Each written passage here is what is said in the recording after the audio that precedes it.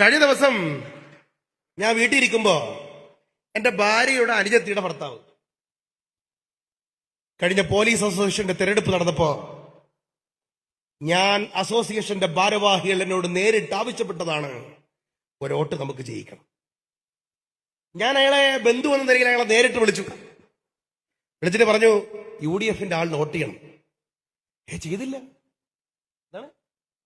ചെയ്തില്ല. സത്യപ്രതിജ്ഞ കഴിഞ്ഞ 3-ന്റെ ഞാൻ വീടിന്റെ കോലായിലിരിക്കുമ്പോ മഴയത്ത് നനഞ്ഞ് കുളിഞ്ഞ് അയാൾ കയറി വരികയാണ്. കയറി വന്ന് സീറ്റിട്ടെടുത്തു. പറയുകയാണ്, എനിക്ക് സ്ഥലം മാറ്റം വാങ്ങിത്തരണം. എന്റെ അടുത്ത ബന്ധു എന്റെ ഭാര്യയുടെ സ്വന്തം സഹോദരിയുടെ ഭർത്താവ്. ഞാൻ അവനോട് പറഞ്ഞു, മനസ്സില്ല, അതിന് നീ വേറെ ആളിനെ നോക്കണം. ഇവിടെ രക്തബന്ധുത്വത്തിനൊന്നും ഒരു പ്രസക്തിയില്ല, ഇവിടെ ബന്ധുത്വത്തിന് പ്രസക്തിയില്ല,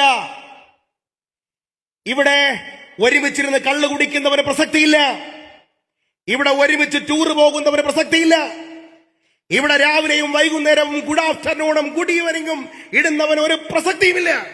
ഇവിടെ ഒരൊറ്റ പ്രസക്തിയേ ഉള്ളൂ. അത് പ്രതിസന്ധിയുടെ ഊഷര ഭൂമിയിൽ ചൂട് കാറ്റടിച്ച് ഞങ്ങൾ തളർന്നു കിടന്നപ്പോ ഞങ്ങളോടൊപ്പം ആര് നിന്നു? ഈ കൊടി പിടിക്കാൻ ആരുണ്ടായി? ആരാണ് നമുക്ക് തണലേകിയവർ? അവരോടൊപ്പമാണ് നമ്മുടെ നിലപാട്. എനിക്ക് NGO നേതാക്കന്മാരോട് പറയാനുള്ളത്, ആഭ്യന്തരമന്ത്രി കടന്നു വരുന്നുണ്ട്. ഏതൊക്കെയോ മന്ത്രിമാരുടെ സ്റ്റാഫുകളിൽ CPM-കാർ കയറിയിട്ടുണ്ടെന്ന ആരോപണങ്ങൾ ഉണ്ടായി. എനിക്കറിയില്ല എന്റെ യാഥാർത്ഥ്യത്തെ സംബന്ധിച്ച്. പക്ഷെ ഞാൻ നിങ്ങളോട് ആവർത്തിക്കുന്നു, ഈ ഭരണകൂടം ജനങ്ങൾ ഉണ്ടാക്കിയെടുത്തൊരു ഭരണകൂടമാണ്.